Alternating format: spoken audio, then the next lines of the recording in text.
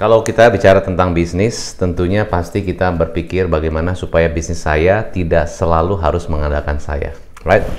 Saya seringkali sharing di berbagai video saya di YouTube ya, tentang bagaimana supaya sebagai seorang pengusaha, pebisnis, saya tidak selalu harus di dalam bisnis saya, ya kan?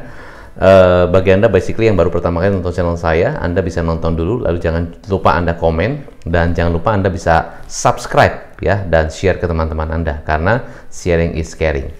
Nah, saya sebagai seorang pemilik bisnis dan juga seorang bisnis coach ya, saya melihat bahwa fenomena bisnis saat ini memang tidak mudah, banyak tantangan, dan pastinya banyak hal-hal yang harus kita pikirkan menjadi satu strategi yang fundamental dalam bisnis kita.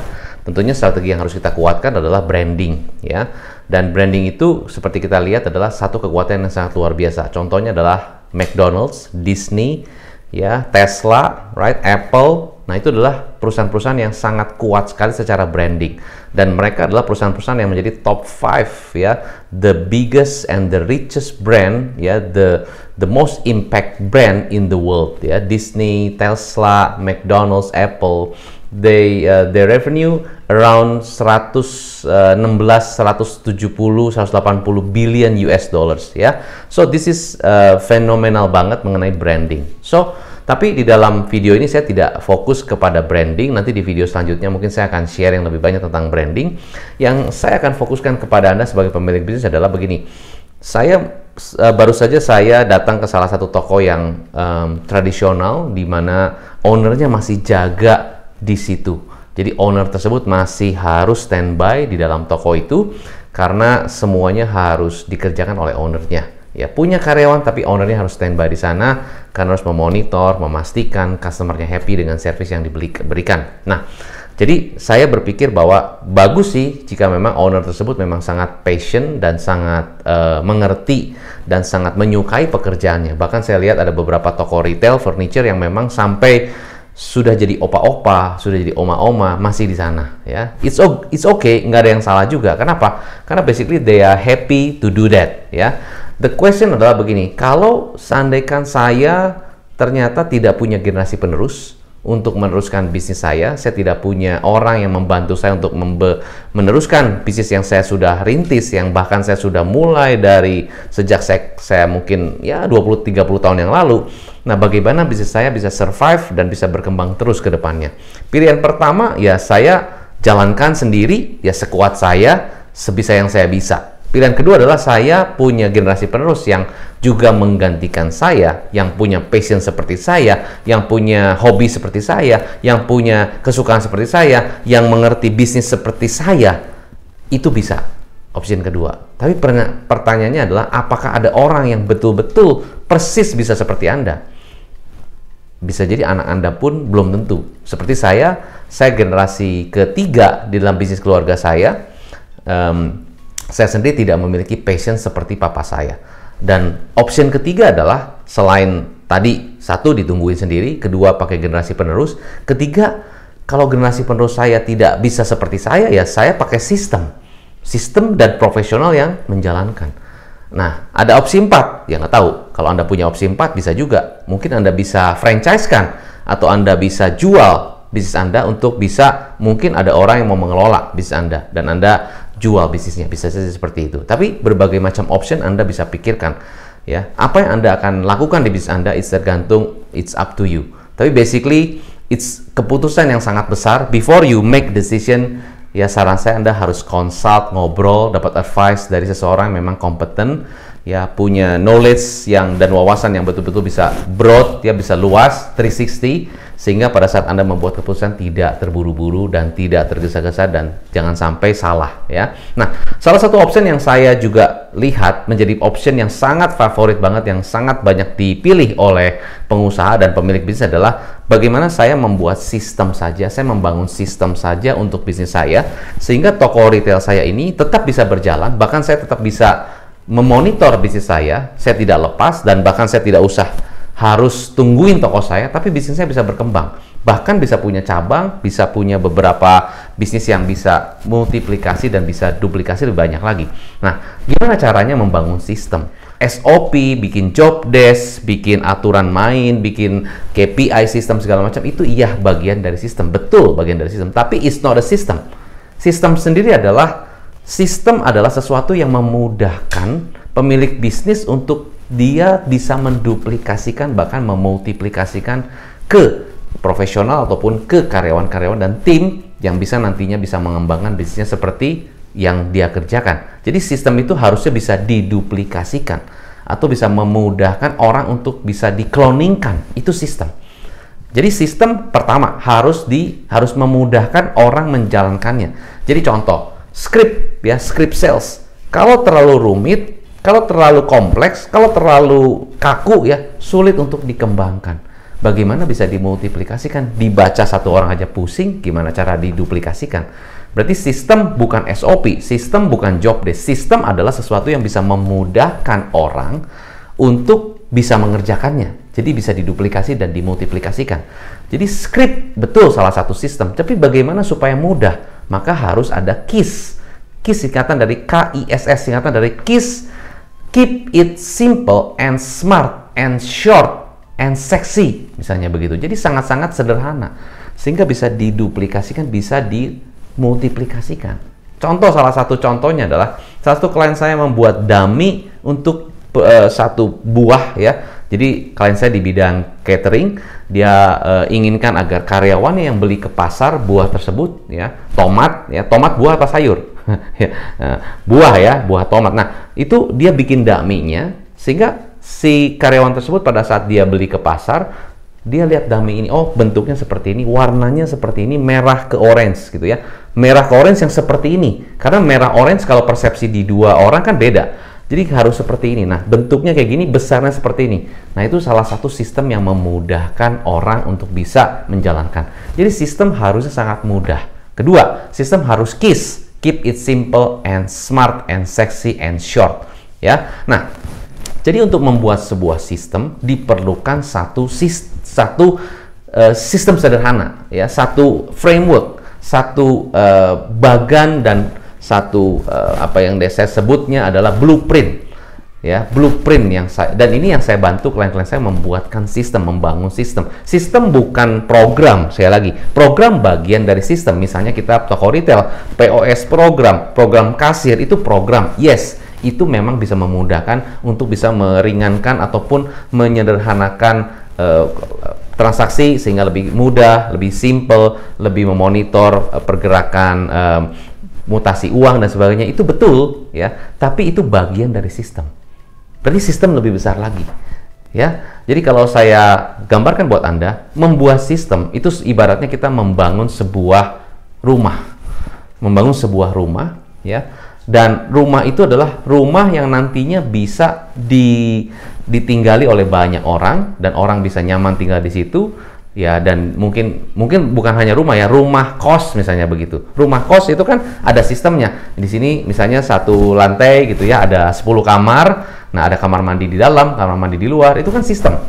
Jadi orang yang masuk atau customer yang masuk ya mau pilih dia mau kamarnya ada kamar mandi di dalam atau kamar mandinya di luar. Itu kan semua sistem. Jadi seperti membangun rumah kos, kira-kira begitulah ya.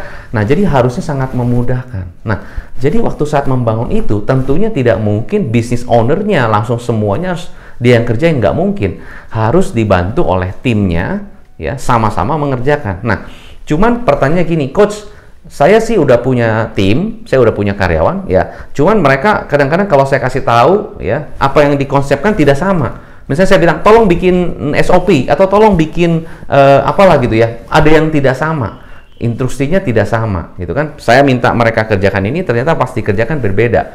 Nah, ada dua kemungkinan. Satu, memang timnya tidak mengerti arahan yang Anda berikan. Bisa jadi mungkin mereka tidak dites pada saat direkrut, tes IQ, tes DISC, tes VAK, gitu kan? Satu, kemungkinan besar mereka nggak ngerti. Kedua, kemungkinan besar cara Anda berkomunikasi kepada mereka, cara Anda me-lead mereka, leadership Anda kurang dimengerti oleh tim. Jadi cara komunikasi Anda misalnya gini, tolong kamu buatkan ya, jelas ya, jelas. Nggak ada pertanyaan, nggak ada, semua oke. Mereka iya aja. Tapi bisa jadi mereka pada saat mendengarkan itu, mereka bukan tipe auditory yang bisa cuma dengerin terus nangkep. Terus bisa jadi mungkin IQ-nya ya mungkin ya tidak langsung cepat nangkep. Bisa jadi mereka orang kinestetik yang harus dicontohin dulu. Nih, kamu kerjainnya begini ya. Contohin saya nih, kita role play dulu ya. Kamu jadi customer, saya jadi salesnya. Gini, ulang.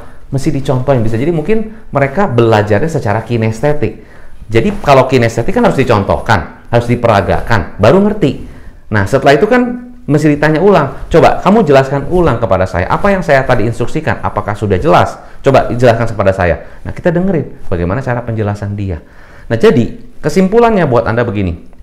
Ya, banyak pemilik bisnis yang ingin bisnisnya bisa ditinggal. Ingin bisnisnya saya tidak harus 100% di sana. Saya tidak mau begitu. Karena mau sampai kapan? Ya, kecuali Anda benar-benar passion, Anda benar-benar suka dan Anda enjoy banget. It's okay. Tapi ya, seberapa lama dan seberapa kuat Anda bertahan seperti itu? Bisa aja ya, tidak salah. Opsi kedua adalah Anda punya calon generasi penerus yang bisa meneruskan bisnis Anda. Opsi ketiga adalah pakai sistem. Nah, sistem itu tidak bisa hanya cuma sekedar SOP ataupun job desk yang tertulis saja. No, sistem harus bisa dimudahkan, bisa memudahkan orang yang menjalankannya. Dan yang menjalankannya harusnya timnya punya visi yang sama, punya cara pemikiran yang sama, punya ownership yang juga cukup tinggi, sehingga mereka pada saat menjalankannya, mereka juga jalankannya dengan baik, dengan fun, dengan menyenangkan. Nah, jadi ada hal-hal yang harus Anda perhatikan pada saat Anda membangun sistem. Satu, sistemnya harus sangat sederhana. Kedua, orangnya harus bisa berpikir sama, punya satu ownership yang sama, sepemikiran dengan Anda, satu visi, satu misi. Tidak mudah.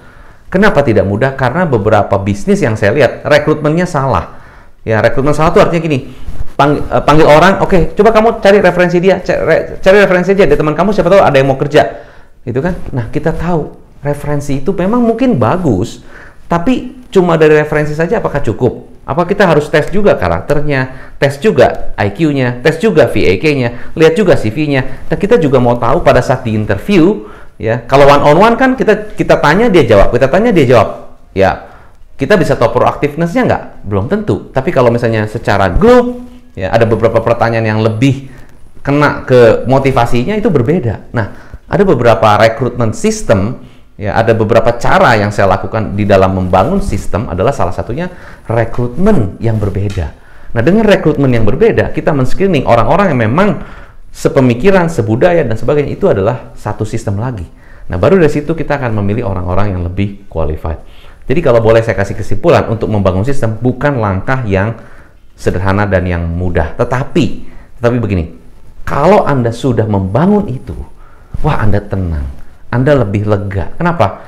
You don't have to work every day, setiap hari turun langsung ke bisnis Anda, langsung melayani customer. Bukannya nggak boleh? Boleh, tapi Anda tidak harus seperti itu. Anda punya pilihan. Bisa di rumah, bisa jalan-jalan, bisa dengan keluarga, tapi bisnis Anda bisa jalan. Kenapa? Karena the system is working.